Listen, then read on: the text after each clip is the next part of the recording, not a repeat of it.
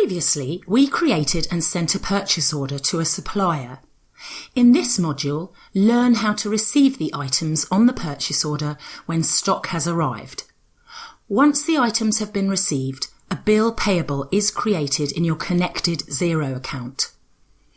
Go to Purchase Orders in the Sales and Purchases tab. Find your order and click on the orange truck icon. This brings you to the Receive Order page. Over here, you can choose the invoice status, the invoice number, and the invoice date and due date. This information will flow through to the bill created in Xero. You can also add any freight inwards costs from the supplier, such as shipping and delivery charges. Under the Received Materials section, you can change the stock levels received and/or the unit cost if these are different from what you originally ordered. Then click Proceed. Finally, confirm the stock level changes based on the purchase order you've just received in, and you're done.